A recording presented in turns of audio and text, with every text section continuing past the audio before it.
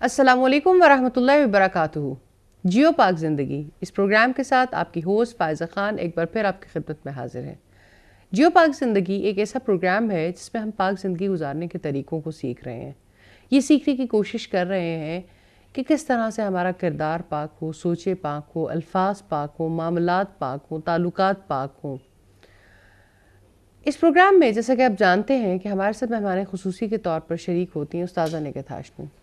جزاک اللہ استاذہ ایک بار پھر آپ کے تشریف لانے کا اور ہماری مختلف موضوعات کے حوالے سے رہنمائی فرمانے کا۔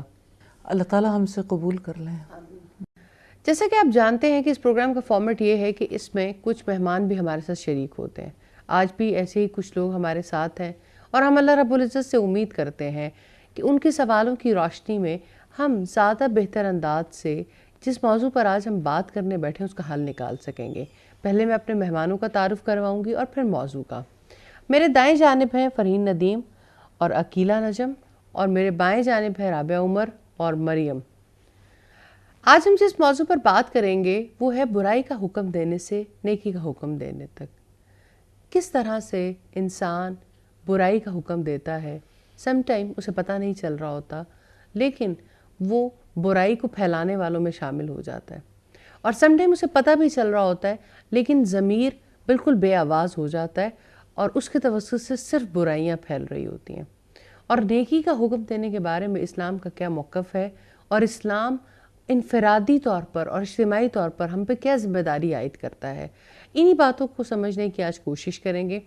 استاذ پہلا سوال میرا آپ سے یہ ہے، یقیناً برائی پاک زندگی گزارنے کی رکاوٹ تو ہے، لیکن برائی کا حکم انسان کیسے دیتا ہے؟ فائزہ، جہاں تک برائی کا حکم دینے کا تعلق ہے، اس کو تھوڑا سا ڈیٹیل سے سمجھنے کی ضرورت ہے۔ اللہ پاک نے انسان کو ایسے بنایا ہے کہ اس کے اندر فطری طور پر نیکی اور بدی الہام کر دی ہے، اور اسے عقل عطا کی۔ یہ دو انٹرنل سپورٹرز ہیں۔ دوسری طرف رب العزت کی رحمت ہے کہ اس نے رسول بھیجے اور کتابیں بھیجیں تاکہ باہر سے کال دینے والے کال دیں، تو اس طرح سے نیکی کا پوٹینشل اندر سے ابھر آئے۔ اور ہمارے کسی مشہور مفسر نے لکھا کہ خیر بالقوہ کو خیر بالفعل میں لانے کا نام تعلیم ہے، کہ نیکی کا جو پوٹینشل انسان کے اندر موجود ہے، جب باہر سے کال دی جاتی ہے تو نیکی ابھرتی ہے۔ Same as the case with evil. جب کبھی برائی کے لیے کال دی جاتی ہے تو برائی کا پوٹینشل انسان کے اندر موجود ہے۔ برائی کے لیے کال دینے والے شیاطین اور شیاطین کے ایجنٹ جب کبھی برائی کے لیے کال دیتے تو انسان کے اندر سے برائی ابھر آتی ہے۔ اللہ پاک کی رحمت ہے کہ اس نے انبیاء کو بھیجا اور اس امت کو اس ذمہ داری پہ متعین کیا کہ وہ باہر سے کال دیتے رہیں، نیکی کی کال دینا نہ چھوڑیں، کیونکہ انسان کے اندر سے خیر نیکی کسی بھی وقت ابھر سکتی ہے۔ اب بات یہ ہے کہ پوری سوسائٹی میں نیکی کا حکم دینا جب یعنی کہ مینیمائز ہو گیا، جب نیکی کا حکم دینے والوں نے نیکی کی کال دینی چھوڑ دی تو ابلیس کے لیے راستہ اور زیادہ ہموار ہو گیا۔ اب آپ یہ دیکھو کہ اگر میڈیا بھی برائی کی کال دے رہا ہے، پرنٹ میڈیا بھی برائی کی کال دے رہا ہے، اگر گھروں کے اندر سے بھی برائی کی کال ہے، ماں بھی برائی کی کال دے رہی ہے، دوپٹہ کیوں اوڑھتی ہو، باہر جانا ہے بولڈی جاؤ، بولڈی ملو، اور پھر یہ کہ اخلاقی خرابیاں جو ہیں وہ گھر کے اندر سے سکھائی جا رہی ہیں۔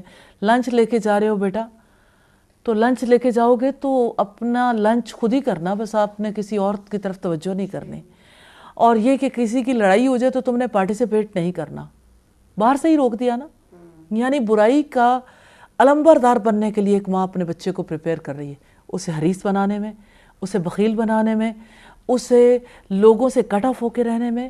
وہ اس کو سکھاتی ہے کہ آپ کس طرح سے موڈ آف کر کے رہو گے، یعنی منہ پھلا کے بات کرنا، موڈ آف کر کے رہنا، لوگوں کو اپنے سے کمتر سمجھنا، اپنے آپ کو کوئی اعلیٰ درجے کی مخلوق سمجھنا۔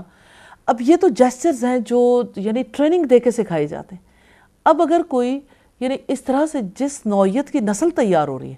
اسکول میں جاتے تو اسکول میں ینگ ٹیچر کو پتہ ہی نہیں, اس کو خود کسی نے ٹریننگ نہیں دی, اس کو پتہ ہی نہیں کہ میں نے کیا سکھانا ہے. اگر ہم سسٹم میں دیکھیں تو ایجوکیشنل سسٹم کا یہ آبجیکٹیو ہی نہیں ہے کہ اچھا انسان بنائے. اب جب اچھی کال ختم ہو گئی نا ہر لیول پہ, ماں باپ نے بھی نہیں دی. جب آپ اسکول میں گئے تو پیئر گروپ کی تو کیا ہی بات ہے, وہ سارے تو ایک برابر ہے نا. جب آپ کے ٹیچرز ہیں تو ٹیچرز نے بھی کال نہیں دی. آپ کا سسٹم ہے, سسٹم میں بھی گنجائش نہیں, تو نیکی کی کال کی گنجائش ختم کر دی نا. وہ جو انبیاء کا راستہ تھا وہ تو گم ہو گیا. نیکی کی کال دینے والوں نے اپنا فریضہ بھی ادا نہیں کیا سوسائٹی سے.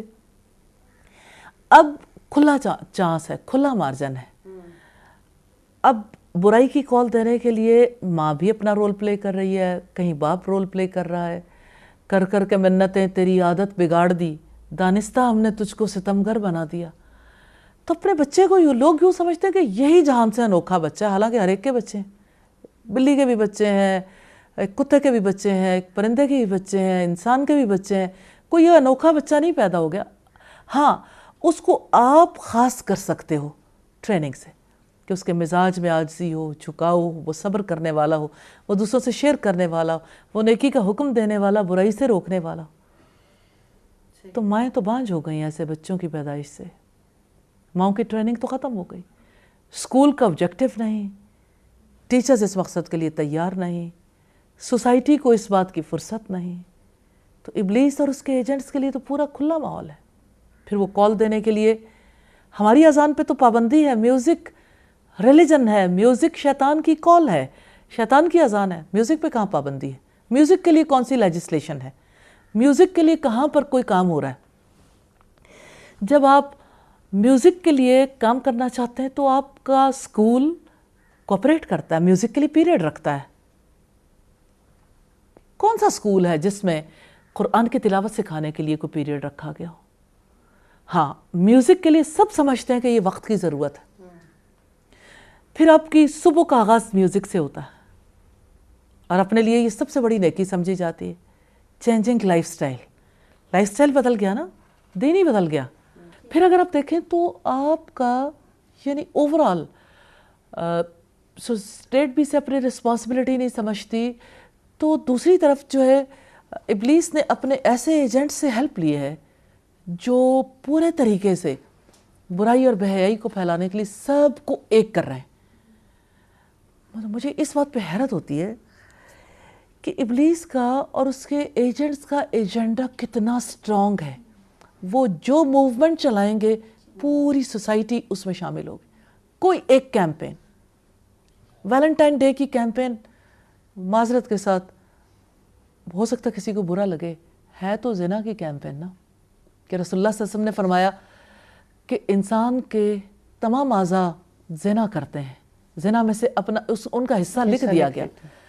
آنکھ جب برائی کو دیکھتی ہے تو آنکھ زنا کرتی ہے, کان جب سنتے ہیں تو کان کرتے ہیں, ہاتھوں سے جب انسان کام کرتا ہے تو ہاتھ یہ کام یعنی زنا کرتے ہیں, جب انسان کے پاؤں چل کے جاتے ہیں تو پاؤں زنا کرتے ہیں, اور جب یہ سارے کام ہو چکتے ہیں تو شرمگاہ تکمیل کر دیتی ہے. انگوٹھے کیا کرتے ہیں؟ انگوٹھوں کو کس مقصد کے لیے لگائے؟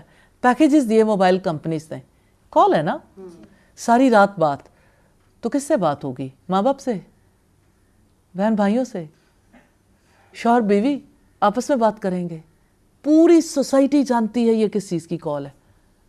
کون ہے جو زبان کھولے؟ لیکن ٹالرنس لیول ہے جی, ٹالریٹ کرتے ہیں برائی کو, نیکی کو کوئی ٹالریٹ نہیں کرتا ہے سوسائٹی میں. نیکی کے لیے ٹالرنس ختم ہوئی. میں نہیں سمجھتی کہ لوگوں کے اندر بھلائی نہیں ہے, لوگوں کے اندر بہت بھلائی بھی ہے, لیکن باہر سے کال دینے والے کال دینے سے رکے ہیں تو برائی کی کال دینے والے آگے بڑھیں. مجھے اتنا پیارا لگتا ہے, یہ حدیث بہت پیاری لگتی ہے کہ نبی صلی اللہ علیہ وسلم نے فرمایا کہ جب رمضان آتا ہے تو جنت کے دروازے کھول دیے جاتے ہیں, جہنم کے دروازے بند کر دیے جاتے ہیں, اور ایک منادی ندا دیتا ہے, اے نیکی کے طلبگار آگے بڑھ, اور اے برائی کے طلبگار باز آ جا.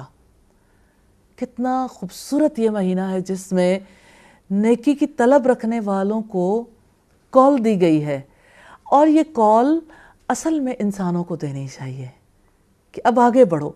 کون ہوگا جو آگے بڑھائے گا؟ آگے بڑھانے کی بجائے خود آگے بڑھ جاتے ہیں پوری سوسائٹی سے رشتہ کاٹ کے. بھلا صرف سپیچز کر کے ہم لوگوں کو صحیح راستے پہ لا سکتے ہیں؟ استاذ ایک مختصر سا وقفہ لیں گے. یہ سوچتے رہیے کہ اس بریک کے دوران کہ ایسا کیا ہوا کہ برائی کی کال دینے والے تو بہت آگے بڑھ گئے لیکن نیکی کی کال دینے والے اس طرح کی کال نہیں دے سکے کہ جس سے اندر سے ایک حرکت پیدا ہوتی اور لوگ نیکی کے کاموں کے لیے آگے بڑھتے. چھوٹے سے وقفے کے بعد دوبارہ حاضر ہوتے ہیں.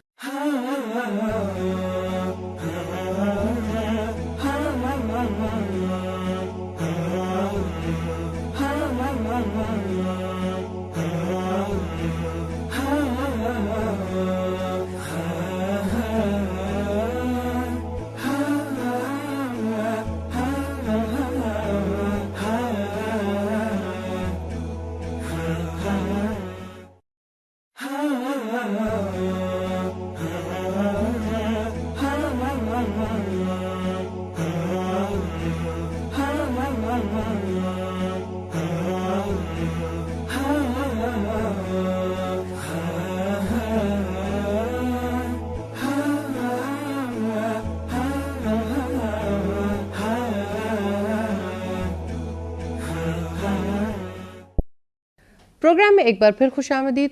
استاذ ہم بات کر رہے تھے بریک پہ جانے سے پہلے, میں چاہتی ہوں کہ ہم اپنے مہمانوں سے بھی کچھ سوالات لے لیں. یہ کیا سوسائٹی میں دیکھتے ہیں اور کیا آبزرو کرتے ہیں؟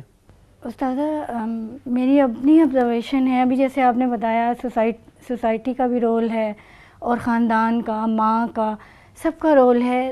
تو جو ایک ماں ہے آج کل وہی اپنے بچوں کو برائی کا حکم دیتی ہے, اور اتنے گھرانے ہیں جو اس وجہ سے ٹوٹ جاتے ہیں. جب ایک لڑکی کی شادی ہوتی ہے تو ماں کہتی ہے اب سسرال جانا ہے تو روب رکھنا ہے, اپنی بات منوانی ہے, ان کی نہیں ماننی, اور جب بچے ہوں گے تو وہ تمہارے سسرال والوں سے اٹیچ جو ہیں وہ نہ ہوں. اور پھر ہر وقت اس طرح کی ہدایات ہوتی ہیں کہ کلیشز بڑھتے ہیں اور یہاں تک نوبت پہنچتی ہے کہ گھرانے ٹوٹ جاتے ہیں. تو ایک ماں ہی اپنی بیٹی کا جو گھر ہے وہ برباد کر دے تو کیا اس کو احساس نہیں ہو رہا ہوتا؟ کیا اس میں شعور کی کمی ہے؟ تو غلطی کہاں پر ہے؟ کیونکہ اس چیز کو روکنا بہت ضروری ہے.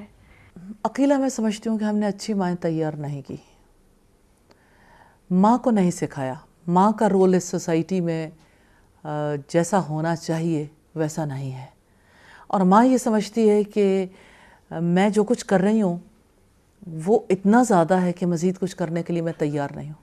ماں نے اسے اس کی بائیولوجیکل نیڈز کا بہت خیال رکھا ہے, ایک حیوان کے طور پر اسے بڑھانے, اس کے جسم کی حفاظت کے لیے بہت خیال رکھا.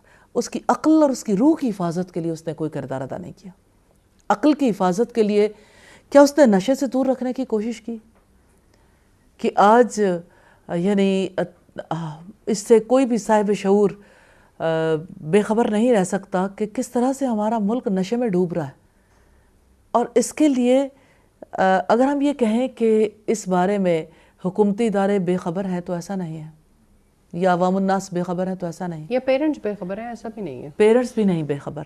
اچھا, ماں باپ نے کیا ان کی عقل کی حفاظت کے لیے انہیں ان کا دین سکھایا؟ دین کی ضرورت بھی خیال نہیں کرتے. کیا ماں باپ نے انہیں ان کا دین سکھایا؟ اللہ کی کتاب سکھائی. کیا ماں باپ نے انہیں یعنی میوزک سے بچانے کے لیے انہیں کوئی یعنی ٹپس دیں, انہیں زندگی میں سمجھایا کہ میوزک سے آپ جو لطف اٹھانا چاہتے ہو اس سے زیادہ بڑا لطف آپ قرآن سے اٹھا سکتے ہو؟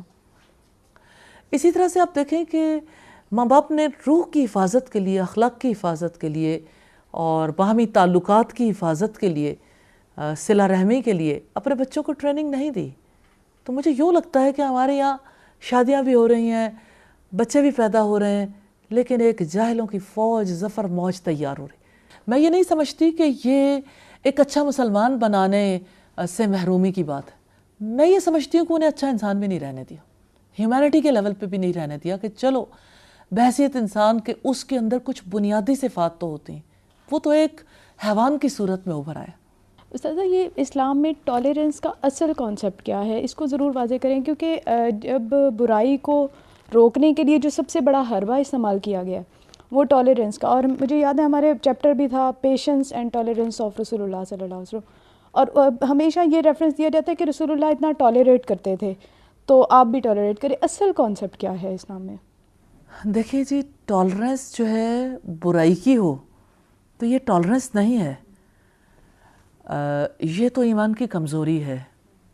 اور میں یہ سمجھتی ہوں کہ برائی کے لیے ٹالرنس اگر پیدا کی جا رہی ہے تو یہ انسان کی کمزوری بھی ہے, کیونکہ کوئی دین, کوئی مذہب بھی ایسا نہیں ہے کہ جو جھوٹ کے لیے ٹالرنس سکھائے, جو بددیانتی کے لیے ٹالرنس سکھائے, جو وعدہ خلافی کے لیے ٹالرنس سکھائے, جو انسانوں کو نقصان پہنچانے کے لیے ٹالرنس سکھائے. ہاں باقی چیزوں میں تو اختلاف ہو سکتا ہے, لیکن جو بیسک چیزیں ہیں اس میں بھی ایسا نہیں ہے کہ کوئی ٹالرنس سکھانا چاہتے.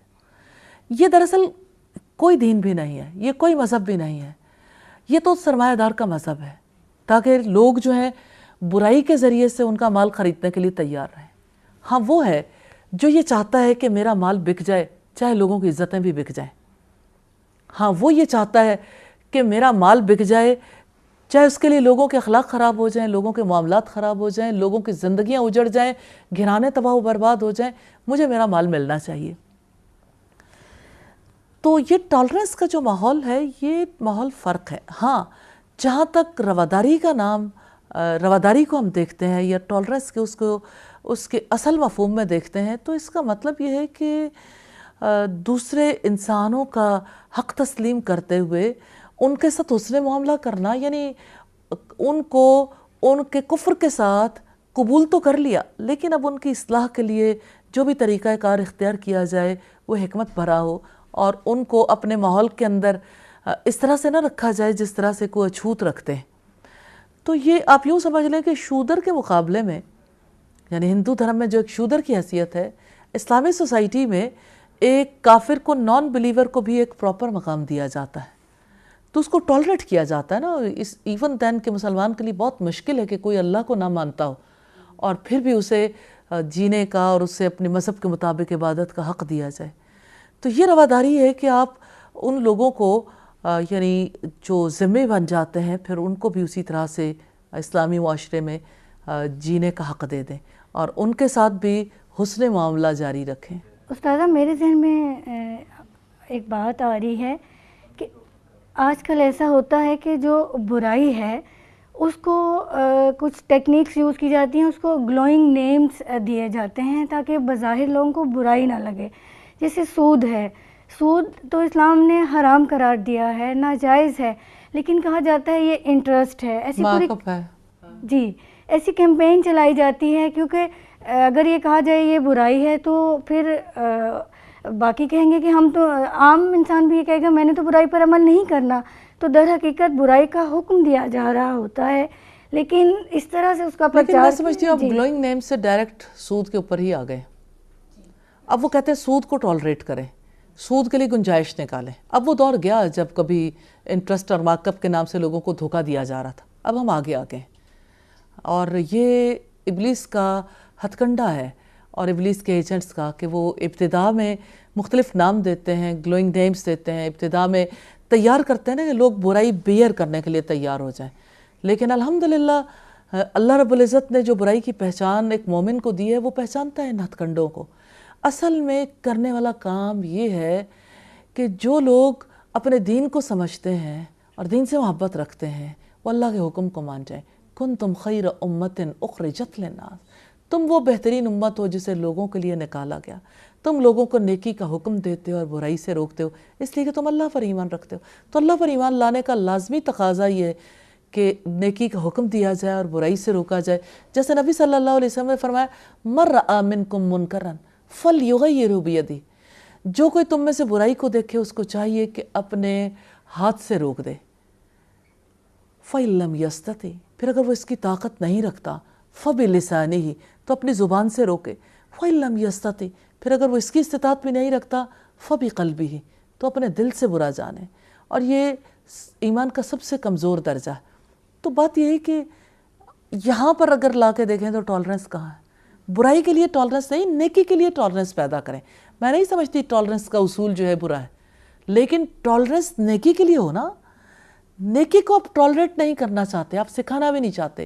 نیکی کا کوئی کام کرنا چاہے تو اس کو دیکھ کے کیا صورت حال ہوتی. مثال کے طور پر حجاب میں دیکھ کے کتنے لوگ ہیں جو ٹالریٹ کرتے ہیں کسی حجاب والی لڑکی کو.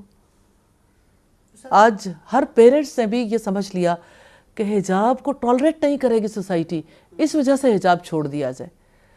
اور داڑھی والے کو کون برداشت کرتا ہے؟ تو ٹالرنس کہاں سکھاتے ہیں؟ کون سی ٹالرنس ہے یہ؟ تو جی برائی کی ٹالرنس ہے. استاذہ بات چیت کا سلسلہ یہیں پر جاری رہے گا. ہم مختصر سی بریک کے بعد واپس آتے ہیں. ایک چھوٹی سی بریک کے بعد انشاءاللہ اگلی باتوں کو دیکھیں گے.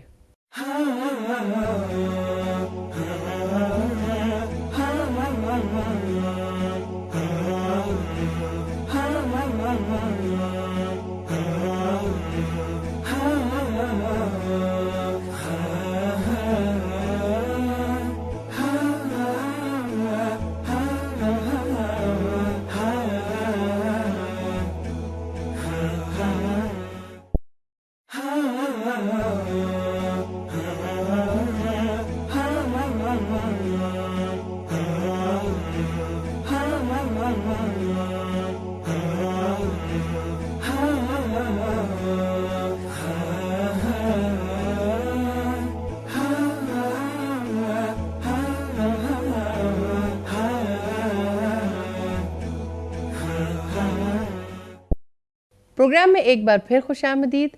استاد ہم بات کر رہے تھے کہ نیکی کا حکم کس طرح سے دیا جائے. برائی کا حکم تو ہم نے دیکھ لیا کہ برائی کی کال ہر طرف سے نظر آتی ہے. آپ نے یہ بھی واضح کر دیا کہ انسان کے اندر اللہ تعالیٰ نے فطری طور پر نیکی اور برائی دونوں الہام کر دی ہیں.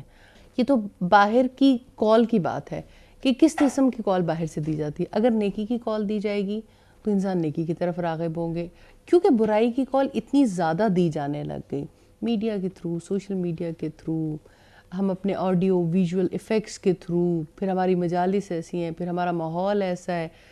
اس بات سے تو ہم سارے ایگری کرتے ہیں اور وہ پھر بہت زیادہ اٹریکٹیو بھی ہیں. اس میں بھی کوئی شک نہیں ہے کہ ان کے پاس ایسے ٹولز ہیں, ایسی ٹیکنیکس ہیں, ایسے ورڈنگز ہیں, ایسی مجالس ہیں کہ جہاں پر انسان جتنا ہی دیندار کیوں نہ ہو اس کا بھی دل کھنچنا شروع ہو جاتا ہے کہ شاید یہ زیادہ بہتر, کیونکہ وہ برائی کو اچھے انداز سے پیش کرتے ہیں. اب نیکی کی کال کس طرح سے دیں اتنی خوبصورتی کے ساتھ کہ وہ جو اندر کی اچھائی ہے جس پر اب برائی غالب بھی زیادہ آ گئی ہے وہ والا مادہ باہر آ جائے. سورہ العصر اس سلسلے میں ہماری بڑی رہنمائی کرتی ہے. رب العزت نے فرمایا وَالْعَصْرِ إِنَّ الْإِنسَانَ لَفِي خُسْرٍ إِلَّا الَّذِينَ آمَنُوا وَعَمِلُوا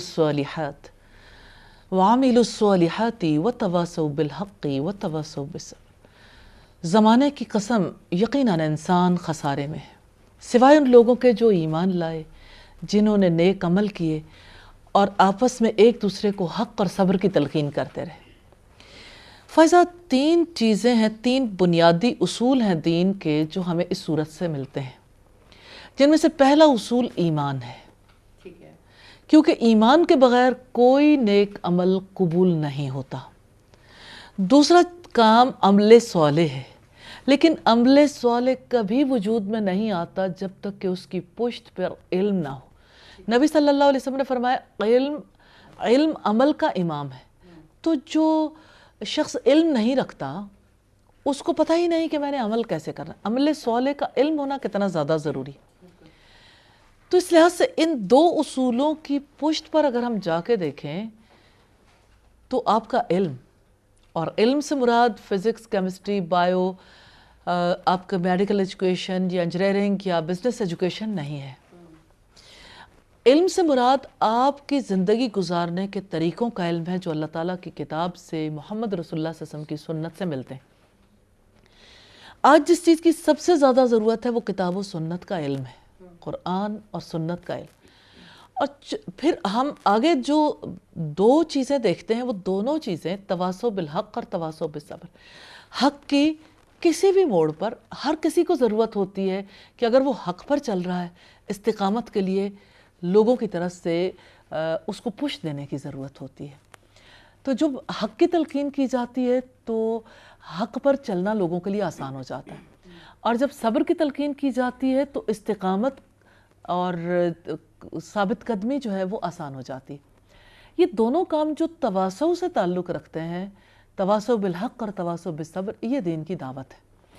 کوئی دعوت ایسی ہے جو انٹرنلی ایک انسان کو قائم رہنے کے لیے دی جاتی ہے کہ وہ حق پر قائم رہے، یعنی دین کے معاملات پر جمع رہے۔ کوئی دعوت ایسی ہوتی ہے جو کسی کے اندر سے نیکی کو ابھارنے کے لیے ہوتی ہے، یہ انیشیل لیول کی ہوتی ہے۔ اب بات یہ ہے کہ دین کے ان سارے اصولوں کے بغیر، مثلاً علم، ایمان، عمل صالح کے بغیر کوئی چاہے کہ دعوت دین کا کام کر لے، نیکی کا حکم دے اور برائی سے روک لے، تو ظاہر ہے کہ وہ اسے خود بھی پتہ نہیں چلے گا کہ کب وہ نیکی کا حکم دیتے دیتے برائی کی دعوت دینے لگ گیا۔ اور میں نے اکثر لوگوں کو دیکھا ہے کہ جو دین کی دعوت کے نام پر کس طرح اپنے خاندان کے رسوم و رواج کی دعوت دے رہے ہوتے ہیں۔ ویسے تو یعنی دین سے محبت رکھتے ہیں، لیکن جب کبھی معاشرت کی بات آتی ہے تو معاشرتی زندگی میں اپنے طور طریقوں کو ڈسکس کرتے ہیں۔ جب کبھی تعلقات کی بات آتی ہے تو تعلقات میں اپنے طور طریقوں کو ڈسکس کرتے ہیں، اپنے معاملات، اپنی فیملی، اپنی روایات اللہ کے دین کے مقابلے میں لے آتے ہیں، اور وہ لوگ جو دینی کا کام کر رہے ہوتے ہیں۔ اس وجہ سے بہت زیادہ ضروری ہے کہ پہلے انسان کے پاس پختہ علم ہو۔ اس کا یہ مطلب نہیں ہے کہ علم کے بغیر ایک انسان جو ہے وہ جہاں برائی دیکھے گا اس کو برداشت کر لے گا۔ کوئی چیز دیندار خاندان ہے اور دیندار خاندان میں اگر اس کو اسلام کے مطابق پریکٹس کیا جاتا ہے تو اس کی مثال دینے میں ایسا کیا قباحت کی بات ہے؟ کیونکہ میں نے دیکھا ہے کہ لوگ جب آپ بہت زیادہ اسلاف کی مثالیں دیتے ہیں لوگوں کے لیے جس سوسائٹی میں ہم رہتے ہیں سمجھنا مشکل ہو جاتا ہے۔ وہ کہتے ہیں کہ پتہ نہیں کس دنیا کی بات کرتے ہیں، اپنی بات اپنے جیسے انسانوں کی بات تو سمجھ آتی ہے۔ مثال دینے کی بات نہیں ہے، مثالوں سے انسان کے لیے زندگی واضح ہوتی ہے، اور پریکٹیکلی جو سٹوریز ہیں وہ انسان کے اوپر بڑی اثر انداز ہوتی ہیں۔ لیکن بات اصل میں یہ ہے کہ اگزامپل بھی تو رائٹ ہو نا۔ ہاں ایگزامپل obviously وہ دین کے مطابق ہونا چاہیے۔ آپ اپنے رویے کو دین ثابت کرنے کی کوشش کریں۔ نہیں this is not، وہ تو کوئی بھی، وہ دیندار ہو یا غیر دیندار ہو، وہ تو دونوں صورتوں میں ہی اس میں تو قباحت ہی قباحت ہے۔ تو اس میں میرا اشارہ اسی طرف ہے، تو کسی کو بھی سنت سے ہٹ کے خود ساختہ طریقوں کی طرف نہیں آنا چاہیے۔ وہ تو بات میری نانی ایسے کرتی تھی، دادی نے ایسے کیا، میرا اپنا طریقہ کار ہمارے خاندان میں ایسے ہوتا ہے یا ہمیں یہ سکھایا گیا۔ لیکن استاذہ مطلب اس میں بھی مجھے ایسا لگتا ہے تھوڑا سا ریجیڈیٹی آ جاتی ہے جب آپ لائف ایگزامپلس اگر وہ دین کے مطابق اور اگر وہ درست ہے۔ سم ٹائم لوگوں نے دین نہیں پڑھ رکھا ہوتا لیکن وہ درست رویوں کو اختیار ضرور کیے ہوتے ہیں، عبادات کے معاملے میں بھی، صلہ رحمی کے معاملے میں بھی، اور شفقت کے معاملے میں بھی، رحم کے معاملے میں بھی۔ تو مجھے ایسا لگتا ہے کہ عام انسانوں کو یہ بات زیادہ سمجھ آ جاتی ہے، کیونکہ نبیوں کے بارے میں بات کریں آپ یا اسلاف کے بارے میں بہت زیادہ باتیں کریں تو بہت سارے لوگ انیشیل جو نیکی کرنا چاہتے ہیں وہ ویسے ہی بھاگ جاتے ہیں کہ یہ تو کوئی اور مرتبہ ہے، یہ کوئی اور دنیا ہے۔ مجھے ایسا فیل ہوتا ہے کہ اللہ کی کتاب ہمیں جو بتاتی ہے فَبِہُدَاهُ مُقْتَدِهْ، ان کی ہدایت کی تم پیروی کرو۔ بے شک۔ تو ہم ان ایگزامپلس کو چھوڑ کے نئی ایگزامپل سیٹ نہیں کریں گے، لیکن یہ ہے کہ زندگی کی باتوں سے باتیں سمجھائی جا سکتی ہیں، ایگزامپل سیٹ نہیں کرنے چاہیے، کیونکہ لوگ پھر یعنی پہلے ایگزامپل بنا لیتے ہیں، پھر لوگ اس پہ تنقید کرنا شروع کر دیتے ہیں، پھر لوگ کہتے ہیں اسلام والے ایسے ہی ہوتے ہیں۔ جب آپ اپنی ایگزامپل رکھو گے تو آپ ایک معاملے میں تو ایگزامپل پیش کریں، باقی معاملات کہاں جائیں گے؟ obviously، لیکن جو نیو لرنر ہے، میرا ہمیشہ یہ سوال ہوتا ہے کہ نیو لرنر کے لیے گو کہ رسول اللہ سے زیادہ مثال کس کی، اور انہی کا اسوہ ہمارے لیے اسوہ کامل ہے اور اسی کے اوپر ہمیں چلنے کی ہدایت ہے اور اسی میں کامیابی ہے۔ لیکن جب آپ بہت سارا کچھ دین کے نام پہ سکھانا چاہتے ہیں لوگ سیکھنا بھی نہیں چاہتے۔ فیضہ میں یہ سمجھتی ہوں کہ ہم اس سے پہلے بات کر چکے کہ اپنی باتیں یا رب کی باتیں، تو اپنی باتوں سے رب کی باتوں کی طرف۔ تو مجھے لگتا ہے کہ جہاں کہیں بھی آپ اپنی اگزامپل دینے کی کوشش کرتے ہو تو لوگوں کو اچھا تو لگتا ہے، لیکن اسی کے ساتھ سارے لوگ جتنے بیٹھے ہوتے ہیں وہ اپنی اپنی باتیں کرنی شروع کر دیتے ہیں اور بات وہیں پہ ختم ہو جاتی ہے۔ مجھے ہمیشہ یہ فیل ہوتا ہے جہاں کہیں بھی میں نے چینج دیکھی ہے تو میں نے دیکھا ہے کہ انبیاء کی باتوں سے اور خود محمد رسول اللہ صلی اللہ علیہ وسلم کے واقعات سے، محمد رسول اللہ صلی اللہ علیہ وسلم کے کوئی واقعہ کسی مجلس میں سنایا جائے، آپس کی نشست میں کہیں سنایا جائے تو ساروں کے دل کا جھکاؤ فرق ہوتا ہے، کیونکہ لوگوں کے آگے آڑے تعصب نہیں آتا کہ آپ صلی اللہ علیہ وسلم سے محبت کی وجہ سے، آپ کے ساتھ تعلق کی وجہ سے بہرحال فرق آ جاتا ہے. ہاں جزوی طور پر کہیں کسی کی شفقت کی مثال ہے, کہیں کسی کی مہمان نوازی کی مثال ہے, ضروری ہو جاتی ہے, کہیں کسی کی اور مثال ہے, وہ مثالیں کیونکہ تھوڑا سا سوسائٹی جس طرح سے اٹریکٹ ہو گئی اور جس سٹیج پہ آ گئی ہے وہاں فائزہ سوسائٹی کوئی بھی ہو, مثال ایک ہی ہے, سو آبویس, مثال تو ایک ہی ہے, مثال ہمارے سامنے. اور جب کبھی بھی آپ مختلف مثالوں پہ جائیں گے یہیں سے اختلافات پھوٹتے ہیں. اگزامپل اللہ پاک نے ایک ہی سیٹ کر دی, باقی یہ جزوی طور وہ بھی تو پر. لوگ ہیں نا جو ان مثالوں کو دیکھ کے اس کے اسوے پہ چلتے ہیں. میں نے یہی بات کہی ہے کہ جو لوگ چلتے ہیں وہ اس چیز کو تو مثال بنا سکتے ہیں, ہاں اس کے علاوہ تو نہیں. لیکن فائزہ شخصیات کے اندر اتنی ہالونیس ہے, اتنا زیادہ ماحول فرق ہے کہ بہرحال یہ بات اپنی جگہ پر ہے کہ لوگوں کے لیے دین پر چلنا پھر ممکن ہی نہیں رہتا, کیونکہ لوگ سب سے پہلا سوال یہ اٹھاتے ہیں کہ یوں تو یہ بات کہتے ہیں لیکن فلاں معاملے میں فلاں کی حرکت دیکھیں, انہوں نے کیا کیا, فلاں معاملے میں دیکھیں, فلاں معاملے میں دیکھیں. یہ ٹالرنسی کی کمی ہے نا, کہ اگر نیکی کا کوئی ایک کام ٹھیک کر رہا ہے اس کو اپریشیٹ ہی نہیں کرتے کہ وہ کوئی اگلا کام بھی کرنے کے قابل ہو جائے. نیکی کے معاملے میں ٹالرنس اسی طرح سے تو ختم ہے سوسائٹی سے. تو جس طرح سے ہم ابھی دیکھ بھی رہے تھے کہ برائی کا حکم دینے سے نیکی کا حکم دینے تک کوئی کس طرح سے آ سکتا ہے, تو جب ہم یہ دیکھتے ہیں کہ بچپن سے ہی اپ برنگنگ اس طرح سے ہے, پیرنٹس برائی کا حکم دیتے ہوئے نظر آ رہے ہیں, پھر پورے معاشرے میں ہر ایک کا کردار, یعنی خاندان کا کردار بھی دیکھا ہم نے, پھر ایک انسٹیٹیوشنز کا بھی, پھر معاشرے کا ماحول جو ہے وہاں پر بھی برائی کا اتنا زیادہ حکم ہے. اور سلوشن ہم نے دیکھا کہ علم کی وجہ سے چینج آ سکتا ہے انشاءاللہ تعالیٰ. علم کے ساتھ جوڑنے کے لیے ہمیں کیا کیا سٹیپس لینے چاہیے, جبکہ معاشرے کے اندر بھی چینج لانے کے لیے اوبویسلی جس طرح سے کلچر جو دکھایا جا رہا ہے, تو ایک اسلامک کلچر کی طرف کس طرح سے ہم لا سکتے ہیں اور علم کی طرف کس طرح سے راغب کریں؟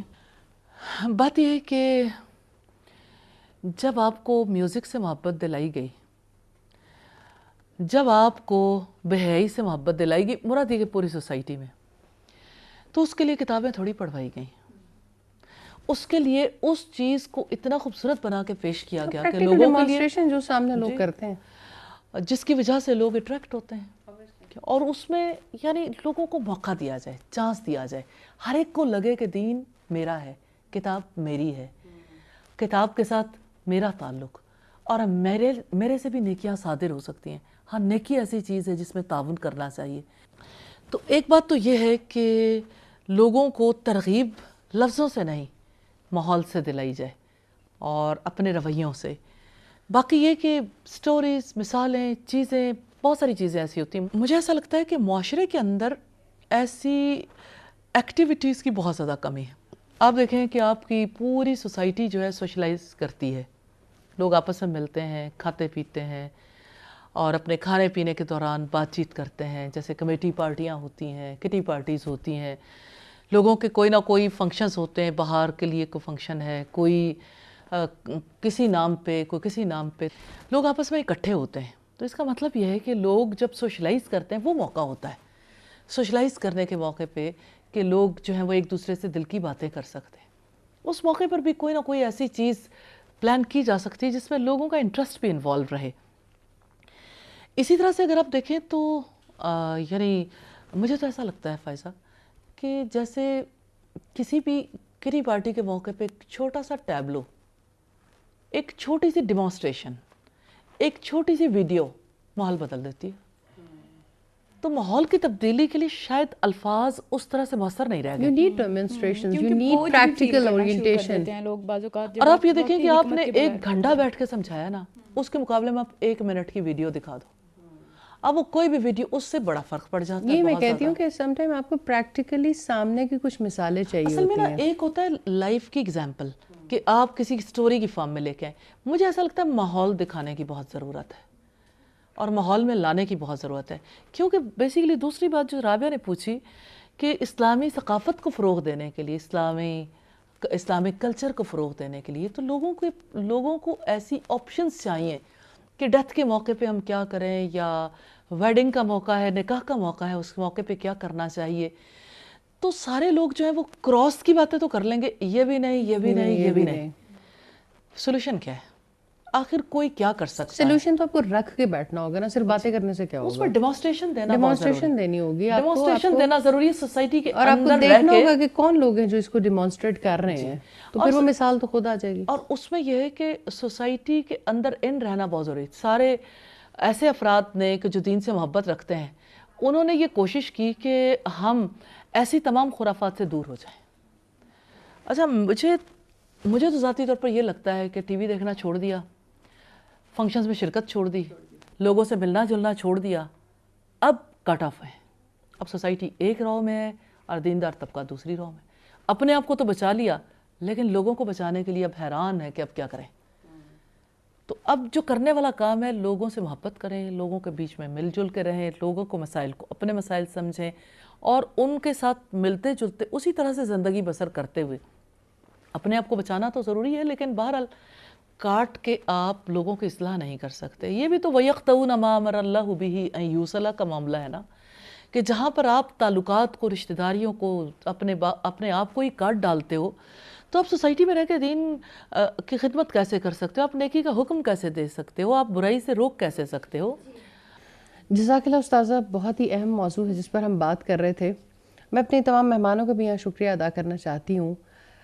یقیناً معاملات اور حالات کتنے گھمبیر کیوں نہ ہو جائیں، لیکن امید کی کرن باقی رہتی ہے، اور اتنا مشکل نہیں ہے برائیوں کو چھوڑنا اور نیکی کا راستہ اختیار کرنا.